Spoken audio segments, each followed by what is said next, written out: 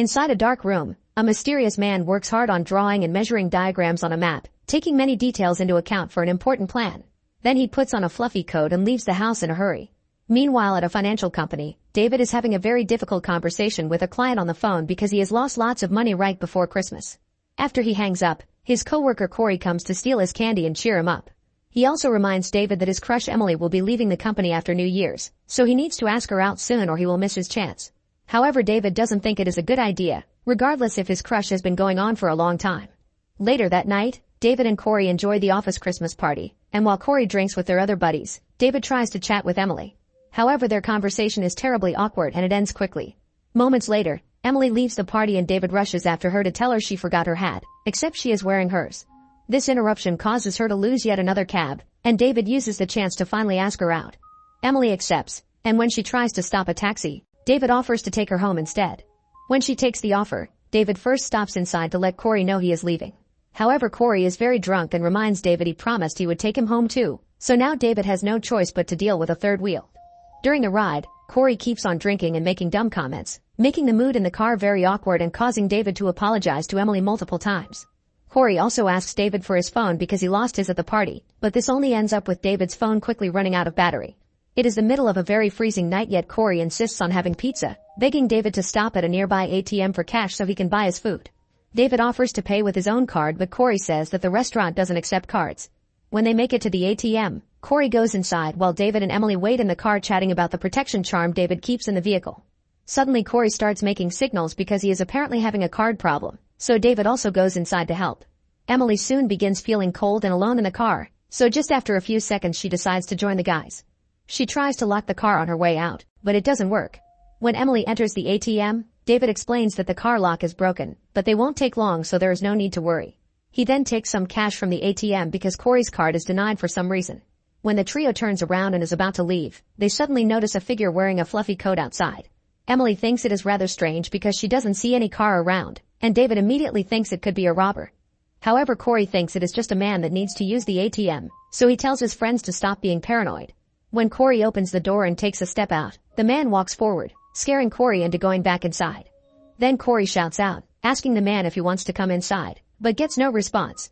The guy just stands there in the dark, looking creepily at the three of them without moving a single muscle. Suddenly, a dog walker appears behind the mysterious man, who immediately turns around and rushes to the newcomer, grabbing his head to smash it and kill him. Terrified, the trio wants to call 911, but they realize that David's phone is charging in the car and Emily left hers in her purse, which is also in the car. Desperate for a solution, they start looking for emergency buttons inside the booth, but they can't find anything. Outside, the man continues to stand there, watching them as if nothing creepy had happened. Afterward, David asks Emily to give him his car keys, and when Corey tries to stop him from going out, David swears he can manage to run to the car to take his phone and call the police before the man can get to him. At that moment, the mysterious guy approaches David's car and takes out a toolbox, then goes to the back of the booth. Suddenly the trio begins hearing noises and the power goes out for just a second. When it comes back, the temperature begins to drop and they realize the man has used the toolkit to break the ATM's heater. It seems the guy wants them to die slowly instead of attacking them like he did with the dog walker. As the man returns to his watching spot, David begins to hit the enclosing glass, hoping to set off the ATM's alarm, but Emily stops him because breaking the glass would allow the guy to get in. Next, David and Corey begin kicking the ATM in another attempt to set off the alarm, but nothing happens. Emily notices there's a smoke alarm too, but none of them has a lighter. Suddenly some lights appear in the distance and Corey spots a police car, so the trio starts to yell to get its attention. Unfortunately, the car passes by without noticing them. While the man listens to them from behind the booth, David gets an idea. They should give the man their money and jewels. Maybe that will get him to leave. In an envelope from the ATM, they put Emily's earrings, Corey's watch, and David's $500. Then David comes out, showing he means no harm, and throws the envelope toward the man, begging him to let them go. When the man picks up the envelope, David takes the chance and immediately runs to his car. As the mysterious man comes after him, David attempts to start the car, only to discover the wires have been cut. Next he picks up Emily's phone and dials 911, but at that moment the man strikes the window, dragging David out of the car. A struggle ensues between both men, causing David to accidentally drop the phone in the process. Since the mysterious guy is grabbing him by the jacket, David takes it off and runs back into the booth. To their surprise, the man doesn't chase after him. Instead, he grabs Emily's phone and throws it into the car trunk with the envelope.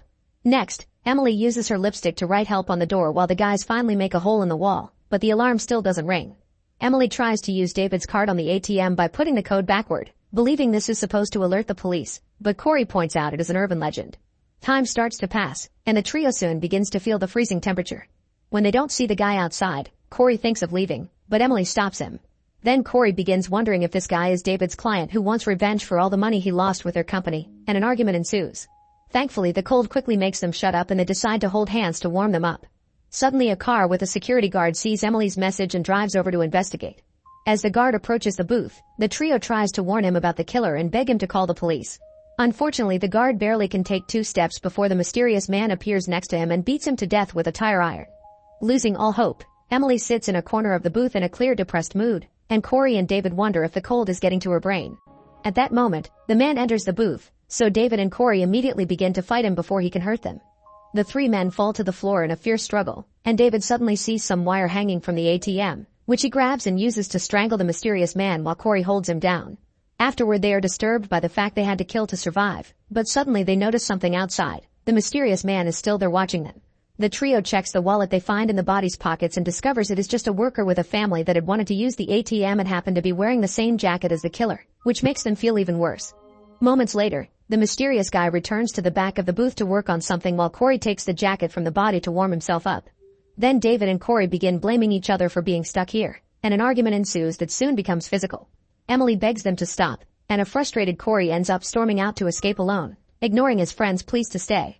After taking a few steps, Corey trips over a wire the man has set up, and the guy immediately comes to stab Corey with a screwdriver. David wants to help him, but Emily keeps him inside, and David accidentally pushes her too hard. Once Corey is out, the mysterious man returns to the back door of the ATM, taking a fire hose with him. Emily and David can't believe they lost a friend and try to comfort each other. David confesses he knew the hat he grabbed at the party was not Emily's. It had just been an excuse to talk to her, and then the duo shares a kiss. They suddenly are startled by a noise outside. It seems the man is still working on the back of the ATM. At that moment, they notice Corey is moving and therefore actually alive, so the duo takes advantage of the killer being at the back to run out and grab Corey, bringing him back inside before the man can catch them. Emily and David then cover Corey's wound with flyers and Emily's jacket, hoping to stop the bleeding and prevent hypothermia. While David begins hitting the ATM with the trash can as a desperate last attempt to activate an alarm, the mysterious man pushes David's car in front of the ATM to block the door and leaves. Only a second passes before the ATM booth begins to fill with cold water through the heating vents, courtesy of the hose the man connected at the back. Emily and David try to lift Corey up above the water to no avail, but David at least finds a lighter in one of the jacket's pockets. While Corey dies floating in the water and the man sets up a chair outside to continue his watch, David sets some flyers on fire and tries to activate the smoke alarm, but he can't reach it no matter what part of the booth he climbs. Throwing the flyers in the trash can doesn't help either. But then Emily gets an idea. She sits on David's shoulders and raises the can, finally managing to get the flame close enough to trigger the fire alarm. They are happy to finally succeed. However, at that moment David slips, causing Emily to fall and smash her head on a shelf, instantly dying. David is crying and clinging to Emily's body when suddenly, the mysterious man rams the security guard's car against David's, which crashes through the glass. Having lost everything, a furious David grabs Corey's bottle of wine and with a piece of jacket, he turns it into a Molotov. Then he goes outside and throws it at the man on the chair. The figure immediately catches on fire. However, it is revealed that it is not the mysterious man but actually the security man's body wearing the same coat. The real man is still watching from a distance. At last, a bunch of police officers and firemen show up and surround the ATM, causing the man to vanish. David tries to tell them what happened, but instead he gets arrested, because when they check the security cameras, the story looks quite different. There is no audio, and the mysterious man always stayed far enough to avoid appearing on the recording. So the final result makes it look like David, Corey, and Emily were robbing the ATM and murdered the family man for being a witness. It also makes it look like David murdered his 2 friends. While the police take David away, he sees the mysterious man hanging among the curious crowd. Sometime later, the mysterious man returns to his room to make a new plan. It turns out he is a serial killer, and he always makes intricate plans to catch people in ATMs, leaving the last survivor to take the blame. Make sure to subscribe and turn on notifications so you can watch more videos like this. Thanks for watching.